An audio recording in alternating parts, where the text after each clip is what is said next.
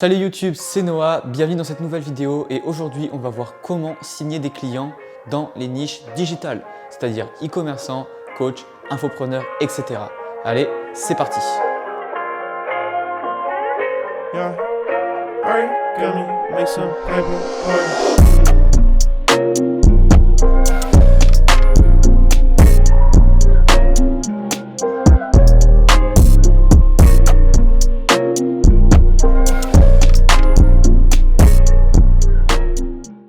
Et juste avant de commencer la vidéo, je voulais m'excuser. Là actuellement, tu le vois derrière moi, il fait beau, mais c'est parce que je viens de refaire l'intro. Mais quand j'ai enregistré la vidéo ce matin, il faisait moins beau, du coup l'éclairage est moins bien et tout. Donc tu m'excuseras, l'éclairage de cette vidéo est pas terrible, je l'avoue. Mais bon, je te conseille quand même de la regarder, le contenu je pense est plutôt intéressant. Allez, je te laisse regarder ta vidéo. Donc, rentrons tout de suite dans le vif du sujet. D'ailleurs, ce que je vais dire dans cette vidéo s'applique dans toutes les niches digitales. Donc ça s'applique également à ce qui est les infopreneurs, les coachs en ligne, les SaaS, c'est-à-dire les logiciels et tout simplement des niches qui sont globalement en fait présentes en ligne. Et en fait, il faut comprendre que les niches digitales, c'est fondamentalement différent des niches physiques dans le sens où en gros, dans une niche digitale, il y a des avantages et des inconvénients comme dans une niche physique. Donc déjà, il ne faut pas croire que les niches digitales, c'est la niche ultime et que tout le monde, qu'il faut tous être dans les niches digitales et qu'il n'y a pas d'argent dans les niches physiques, ça c'est faux. Donc voilà, sachez qu'il y a des gens qui font des dizaines de milliers d'euros par mois dans les niches digitales et dans les niches physiques. Je veux juste mettre ce point au clair parce que je sais que des fois quand on est débutant, on a tendance à se dire ah ouais mais en fait les niches digitales c'est le truc le meilleur au monde et tout. Et certes ça comporte des avantages mais ça a aussi des inconvénients. Les avantages par exemple c'est que forcément les niches digitales elles connaissent déjà tout simplement l'importance de la publicité Facebook en ligne. C'est des marques qui sont en ligne donc en fait le marketing digital, pour elles, c'est déjà une évidence et elles sont déjà convaincues que c'est important pour elles de le mettre en place.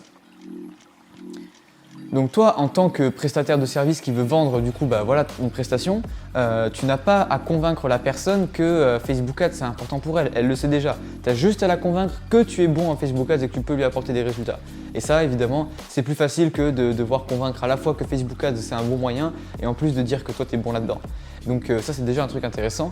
Et par contre, un des avantages c'est que forcément, apporter des résultats dans des niches digitales, que ce soit les infopreneurs, les e-commerçants, les SaaS, etc. Ça demande des compétences en marketing et technique globalement beaucoup plus poussées que dans les niches physiques. Parce que dans les niches physiques, faire des Facebook Ads, on va pas se mentir, c'est assez simple. Tu fais des textes un peu basiques, etc. Tu suis des structures assez simples. Voilà, si tu te débrouilles un petit peu et que tu as un minimum de connaissances en marketing, c'est pas compliqué d'apporter des résultats pour faire de la génération de prospects pour des niches physiques, que ce soit des agents immobiliers, des salles de sport, des écoles privées, des piscinistes, etc. ou des gens dans l'habitat. Par contre, dans les niches digitales, de 1, tu vas être responsable de la vente. Donc, c'est-à-dire que tu dois générer une vente et du coup, c'est déjà plus difficile en termes de marketing et surtout, il y a beaucoup plus de facteurs qui sont à prendre en compte dans le sens où par exemple déjà tes audiences elles vont être beaucoup plus grandes parce que voilà en niche physique quand tu fais des Facebook Ads, voilà comme je dis tu fais 2-3 pubs, en audience tu n'es quasiment pas obligé de faire de ciblage en fonction de la niche, tu mets tout simplement un rayon autour de l'adresse de l'entreprise et souvent ça fonctionne déjà très bien et voilà et ça suffit. Alors dans les niches digital, il faut avoir un travail de réflexion sur les audiences que tu vas cibler, sur les angles publicitaires que tu vas utiliser, sur les visuels, les textes, le tunnel de vente, l'optimisation des conversions à toutes les étapes du processus d'achat, etc. C'est beaucoup plus, en fait, ça demande beaucoup plus de responsabilité et de connaissances, donc c'est vraiment un truc à savoir. C'est-à-dire qu'aujourd'hui, si tu es débutant, que tu n'as jamais fait de pub Facebook, que tu n'as jamais fait de tunnel de vente ou que tu n'as aucune connaissance en Shopify, en WooCommerce, tous ces genres de trucs, c'est vrai que rentrer dans les niches digitales ou chez les e-commerçants, etc., c'est un peu difficile. Après, si c'est vraiment la niche qui te passionne et dans laquelle tu as envie d'être, vas-y direct. C'est aussi une erreur qu'il ne faut pas faire. C'est-à-dire qu'il ne faut pas se dire parce que je suis débutant, je vais commencer par les niches physiques, puis aller dans les niches digitales. Non, si tu as envie d'aller dans les niches digitales parce que ça te passionne, vas-y. En fait, l'important quand tu choisis ta niche, c'est que tu l'as choisie par passion et pas juste par l'appât du gain, tu vois, parce que au final, tu vas réussir là où tu es passionné et là où tu as vraiment un intérêt, où tu connais vraiment l'industrie. Donc c'est pour ça, c'est hyper important de comprendre ça. Donc bref, je divague, mais pour résumer rapidement les avantages et les inconvénients, les avantages des niches digitales, donc les e-commerçants, infopreneurs, etc., c'est que ils connaissent déjà le digital, ils sont souvent prêts à payer des fois plus cher quand même pour tout simplement des prestations, parce que vu que tu leur génères directement des ventes, tu peux tout simplement justifier plus facilement un prix élevé. C'est-à-dire que si tu es capable de générer 80 000 € par mois à un e-commerçant avec Facebook Ads, il peut te payer 5 000 € par mois s'il serait rentable. Donc pareil, voilà. Donc c'est vrai que c'est intéressant. Il y a ce côté où le retour sur investissement, c'est nous qui avons le contrôle sur le retour sur investissement qu'on apporte à nos clients, ce qui importe plus de responsabilités, ce qui du coup est un des avantages, on y viendra après. Mais donc voilà, donc il y a ça comme avantage. Il y a également le fait qu'on peut avoir des deals à la performance qui sont intéressants. Donc par exemple, faire un fixe plus un pourcentage du retour sur les dépenses publicitaires, sur le ROAS qu'on a apporté aux clients, c'est aussi quelque chose qui est assez intéressant.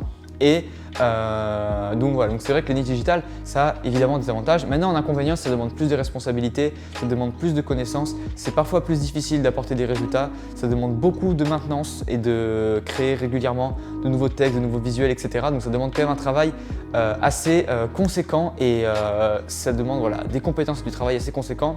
Ça demande de prendre aussi ses responsabilités sur l'intégralité du process de vente, c'est-à-dire que tu ne peux pas juste dire au client mes pubs elles fonctionnent bien, mais ton site web il est nul, il convertit pas, du coup c'est pour ça qu'on n'a pas de résultat.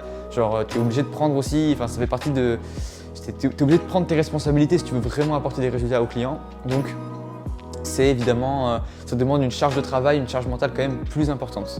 Maintenant, ça reste quand même intéressant. Donc maintenant, voilà, si tu es vraiment passionné par les niches digitales, que tu as vraiment envie de passer sur cette niche, on va voir maintenant dans cette vidéo comment tout simplement signer des clients dans les niches digitales, que ce soit e-commerçant, infopreneur ou coach.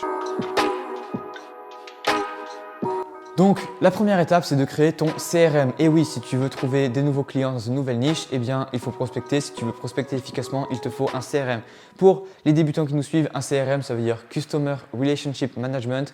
En français, ça se dit GRC, gestion relation client. C'est tout simplement en fait un suivi tout simplement des prospects que tu as contactés, des prospects qui t'ont répondu ou pas, des prospects que tu as eu au téléphone. En fait, c'est pour faire un suivi global de ta prospection et de toujours savoir en fait comment organiser ta prospection. Donc, je ne vais pas rentrer plus en détail dans cette vidéo sur comment utiliser un CRM. Si ça t'intéresse, dis-le moi en commentaire. J'en ferai une vidéo dédiée parce que c'est vraiment très important, parce que si tu n'as pas de CRM, en fait, tu ne vas pas réussir à être organisé et à un moment donné, en fait, tu vas te retrouver débordé par ta prospection et tu ne pourras pas avoir de résultats. Donc, c'est hyper important. Mais l'important c'est que tu commences déjà par créer ton CRM et à l'organiser. Tu peux utiliser des logiciels par exemple comme Pipedrive. Tu peux également utiliser Trello qui peut faire l'office de CRM et qui est gratuit. C'est ce que je recommande pour la majorité des débutants. Donc voilà, donc première étape, tu te fais un CRM pour organiser ta prospection. La seconde étape, c'est de faire du lead sourcing. Donc le lead sourcing, tout simplement le fait de trouver des entreprises potentielles à contacter. Et là, du coup, aujourd'hui, c'est l'étape qui pose souvent problème à beaucoup de personnes qui se lancent dans les niches tout simplement digitales, c'est qu'elles se disent mais comment faire le lead sourcing? Donc pour faire le lead sourcing, il y a deux méthodes principales dans le niche digital en fait qui sont intéressantes. La première en fait, qui est une méthode payante, c'est d'utiliser LinkedIn Sales Navigator en fait, qui est tout simplement l'outil de prospection et de lead sourcing en fait de LinkedIn. Donc cette vidéo ne sera pas un tuto de comment utiliser le Sales Navigator, mais tout simplement tu peux te renseigner sur ce qu'est le Sales Navigator. Tu peux trouver facilement, tu as 30 jours gratuits sur LinkedIn, etc. pour le tester. Et en fait, depuis le Sales Navigator, tu peux générer des prospects par tout simplement profession, par titre dans l'entreprise, etc. Donc ça peut te permettre de générer une liste de prospects potentiels à contacter pour ton lead sourcing. Maintenant, la deuxième étape, astuce que j'utilise principalement pour le lead sourcing des leads digital et qui fonctionne hyper bien, c'est tout simplement d'utiliser Instagram. Donc comment en fait tu fais? Tout simplement, ce que tu fais, c'est que tu réfléchis, tu trouves le compte Instagram d'une entreprise qui correspond au genre de client que tu rêves d'avoir. Donc imaginons, ton rêve, vous m'avez compris, ton objectif, c'est de travailler avec des clients e-commerçants dans le prêt-à-porter, dans les vêtements. Donc tu vas trouver une marque e-commerce dans le prêt-à-porter, ça tu peux le trouver n'importe comment, tu fais des recherches sur Google, YouTube, comme tu veux, et tout simplement tu vas trouver son compte Instagram et tu vas aller sur son compte. Donc là, tu as le compte de ton prospect qui correspond en fait à ton type de client idéal.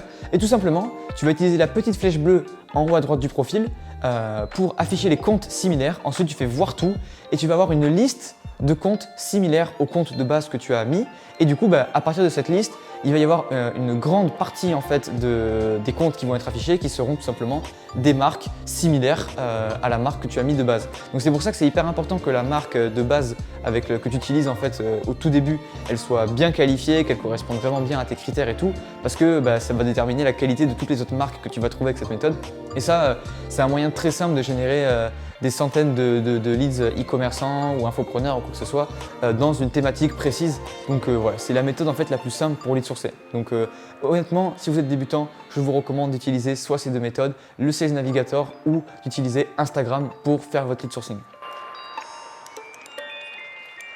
Donc maintenant que tu as fait ton lead sourcing, eh bien, il faut que tu mettes les leads que tu as trouvés lors de ton lead sourcing dans ton CRM pour tout simplement les trier et les organiser et les avoir sous la main en fait pour pouvoir rapidement passer de prospect en prospect. Et donc là, tu notes les informations de contact, etc., le site web, les réseaux sociaux et tout, de toutes les entreprises que tu as trouvées. Et ensuite, quand tu as ta liste de prospects à contacter, il est temps de prospecter, c'est là que tout va se jouer. Donc je te le dis direct, si tu veux prospecter des niches digitales, le cold calling, tu peux oublier parce que tu vas jamais quasiment trouver sur un téléphone pertinent à appeler et à contacter. Donc pour contacter ce genre d'entreprise, les deux méthodes les plus appropriées, c'est soit le cold messaging ou soit le cold emailing. Encore une fois, cette vidéo, c'est pas un tuto sur le cold messaging ou le cold emailing. Si ça t'intéresse que j'en fasse, eh bien dis-moi tout simplement en commentaire et j'en ferai des vidéos, peut-être même des formations gratuites si vraiment je vois que ça vous plaît et que vous avez envie d'en savoir plus sur ces sujets-là. Mais en tout cas, pour en revenir à ce que je disais, eh bien c'est les deux méthodes qui vont être le plus intéressantes. Ça va être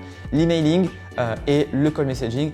Il y a également une méthode qui peut être utilisée, mais là c'est pas vraiment pour les débutants, c'est plus pour les personnes qui font déjà environ 10 000 € par mois, c'est tout simplement de faire des Facebook Ads pour votre propre agence. Et oui, c'est quelque chose que les gens négligent souvent, mais si tu es bon en Facebook Ads, eh bien pourquoi ne pas l'utiliser pour toi? Maintenant, il faut savoir que si tu veux faire des Facebook Ads pour signer des clients pour ton agence, pour trouver des clients qualifiés, il faut être prêt à dépenser quand même plusieurs milliers d'euros par mois, donc ça demande quand même un budget et donc c'est pour ça que c'est pas vraiment une méthode recommandée pour les débutants. Mais du coup, on en revient pour les débutants, le mieux c'est le cold messaging ou le cold emailing. Les deux fonctionnent bien, les deux en fait, les deux fonctionnent. L'important c'est que vous trouvez qu'est-ce qui vous correspond le mieux. Est-ce que vous êtes plus est-ce que vous aimez plus envoyer des messages, discuter avec les gens pour ensuite leur faire réserver un rendez-vous avec vous, ou est-ce que vous êtes plus dans l'idée d'envoyer des emails, d'automatiser, ou même peut-être d'envoyer des audits avec Loom, qui est une méthode que je recommande énormément, que j'utilise énormément moi de mon côté dans mon agence pour signer des clients. Je suis en train d'ailleurs de préparer une formation à ce sujet pour t'apprendre à générer des rendez-vous avec Loom, mais tu le verras, il y aura une vidéo dédiée sur la chaîne quand la formation sera sortie, donc ça t'en fait pas. Mais en tout cas, les deux méthodes fonctionnent, donc voilà, que tu préfères le cold messaging ou le cold emailing, c'est à toi de voir. En fait, le plus important quand tu vas prospecter, en fait, c'est que ton lead sourcing ait été bien fait, parce que le lead sourcing va déterminer 80% des résultats de ta prospection. Parce que si tu envoies par exemple, si tu fais du cold emailing et que tu envoies des emails à des emails de SAV, eh bien forcément, tu vas pas avoir beaucoup de réponses et tu vas avoir peu de chances que le gérant, le chef d'entreprise de l'entreprise que tu as contacté, tout simplement te remarque parce que si tu envoies l'email au SAV, c'est le SAV qui va le voir et le SAV, ils en ont rien à foutre. Donc, c'est pour ça que le lead sourcing, c'est important. Plus tu peux trouver un email qualifié, c'est-à-dire idéalement l'email personnel du gérant ou l'email d'entreprise du gérant, ou alors le profil LinkedIn ou Instagram ou Facebook du gérant si tu fais du call messaging, eh bien c'est le mieux parce que c'est là où tu auras le plus de chances en fait d'avoir des réponses et d'avoir des résultats. Ce que je te recommande lors de ton lead sourcing également, c'est d'utiliser l'extension hunter.io. Donc c'est une petite extension en fait qui te permet de récupérer très facilement les adresses email sur les sites web des entreprises que tu lead source, tout simplement, que tu cherches pendant ton lead sourcing. Et du coup, ça c'est un très bon moyen de trouver de bons emails en fait à contacter. Donc vraiment, je te recommande d'installer cette extension tout de suite si tu ne l'avais pas déjà. Et enfin, une étape que beaucoup négligent mais qui est indispensable, c'est de faire des follow-up et des relances. Donc les follow-up, c'est tout simplement le fait de renvoyer des messages ou des emails aux prospects que tu as déjà contactés. Et c'est hyper important, sache que 80% de tes rendez-vous viendront principalement de tes relances, tout simplement parce que les chefs d'entreprise, il faut comprendre, ils sont occupés, ils reçoivent des dizaines d'emails d'agences qui veulent aussi leur pitcher leurs services tous les jours et ils n'ont pas le temps en fait Et puis souvent là, ils sont occupés, ils n'ont pas forcément le temps. Donc en fait, c'est pas parce que tu leur envoies un message ou un email que même s'ils ont vu l'email, qu'ils ont vu le message, qu'ils ont ouvert, peut-être qu'ils n'ont pas eu le temps de répondre, peut-être qu'ils étaient occupés, peut-être qu'ils faisaient autre chose, qu'ils étaient en réunion, qu'ils ont ouvert l'email, qu'ils se sont dit « Ah, c'est intéressant, je regarderai plus tard » ou quoi que ce soit. Ou tout simplement peut-être qu'ils ont ouvert et qu'ils étaient en mode « Ah bah ouais, ok, encore un, etc. » Et tout simplement pour toutes ces raisons, tu dois relancer et créer une séquence de relance pour recontacter tes prospects et en fait casser les objections qu'ils peuvent avoir et les a priori qu'ils peuvent avoir sur toi, prouver ton expertise et prouver que tu es capable de leur apporter les résultats et vraiment casser leur scepticisme et montrer en fait que tu as vraiment un bénéfice et une valeur ajoutée que tu peux leur apporter à leur entreprise. Les chefs d'entreprise, ils sont intéressés aux nouvelles opportunités quand ils comprennent que ça va leur faire gagner de l'argent. En SMMA, si tu fais un service comme du Facebook Ads, du SEO, du Google Ads ou voilà, que tu fais du trafic payant, tu vas faire gagner de l'argent à tes clients. Donc c'est hyper important pour eux, tout simplement. Tu as une vraie valeur ajoutée. Donc eux, si tu arrives à leur prouver que tu es capable de faire ce que tu annonces, que tu arrives également à te différencier de la concurrence et tout simplement que tu arrives vraiment à susciter leur curiosité, eh bien, il n'y a aucune raison qu'ils ne t'accordent pas leur temps en fait. Et donc du coup, c'est pour ça que c'est hyper important de relancer parce que de cette manière, ça va te permettre d'avoir beaucoup plus de rendez-vous. C'est également là que le CRM est hyper important parce qu'en fait, dans le CRM, tu vas pouvoir noter et voir où est-ce que tu en es par rapport à tes relances et par rapport aux différents prospects et planifier en fait à l'avance quand tu dois faire la prochaine relance pour tel ou tel prospect. Et c'est vraiment indispensable parce que quand tu contactes 10 personnes, oui, c'est facile de se rappeler, oui, je dois relancer un tel, je dois envoyer un premier message à un tel. Sauf que quand tu as contacté 100, 200, 300, 1000 personnes différentes, si tu n'as pas de CRM pour t'organiser et pour te dire que tu dois contacter telle personne aujourd'hui, que tu dois faire telle relance aujourd'hui, etc., eh bien, tu es perdu et tout simplement, tu vas oublier énormément de relances ou de demandes de contact. Et si tu oublies des relances et des demandes de contact, tu passes à côté d'énormément de rendez-vous. Si tu passes à côté de rendez-vous, tu passes à côté de clients et du coup, tu passes à côté de l'argent. Donc, c'est vraiment hyper important. On en revient à l'importance du CRM. C'est ce qui permet vraiment de rester organisé et de garder sa rigueur en fait lors de sa prospection. Et ensuite, dernière étape, c'est prendre le rendez-vous tout simplement, c'est-à-dire qu'à force de prospecter, de faire du volume, de contacter des personnes, il y a des gens qui vont te répondre, il y a des gens qui vont te dire eh bien oui, je suis disponible pour un rendez-vous, etc. Il te suffit ensuite de planifier le rendez-vous et après de faire tout simplement ton rendez-vous de vente avec ton client, de lui pitcher ton service, de lui présenter comment tu peux l'aider, de diagnostiquer sa situation, etc.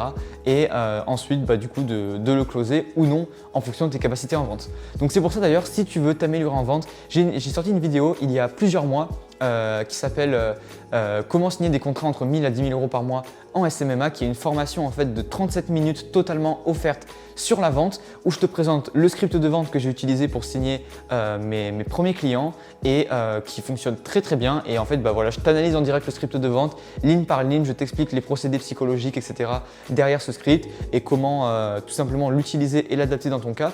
Donc, je te recommande vivement d'aller checker tout simplement cette vidéo sur la vente si ça n'a pas déjà fait. D'ailleurs, tout simplement, tu auras une fiche en haut à gauche ou à droite, je ne sais jamais, de la vidéo pour voir cette vidéo et accéder au script.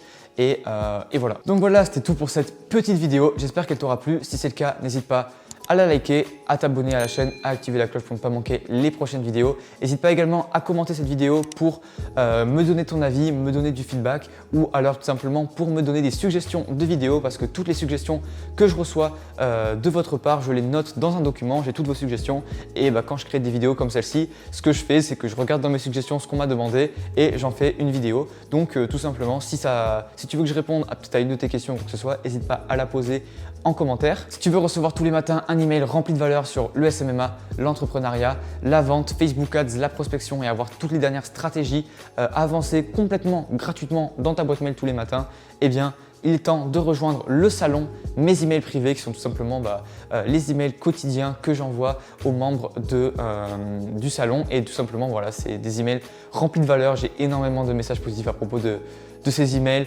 J'ai même pas besoin de dire à quel point ils sont qualitatifs. Je te laisse t'inscrire pour le voir par toi-même et tu verras qu'au bout de 3 jours, tu ne seras pas désinscrit et tu seras bien content de recevoir ton email tous les matins. Donc, inscris-toi aux emails privés si ce n'est pas déjà fait. Le lien va se trouver dans la description. Je te recommande également de me suivre sur Instagram parce que récemment, depuis environ un mois, je me suis remis à fond sur Instagram. Je republie des contenus, je publie des carousels, pareil sur le SMMA, sur l'entrepreneuriat où je partage plein de tips, plein de trucs de valeur, etc. Donc encore une fois, si tu veux du contenu de valeur dans ton fil d'actualité Instagram, au lieu de regarder des vidéos de chat ou des TikTok, eh bien voilà, abonne-toi à mon compte Instagram et tu auras du contenu 3 fois par semaine de qualité sur le SMMA et l'entrepreneuriat. Donc abonne-toi au compte, tu sais ce qu'il te reste à faire. Donc voilà, c'était tout pour cette petite vidéo. J'espère qu'elle t'aura plu. C'était Noah, on se retrouve pour la semaine prochaine. Je vous dis ciao.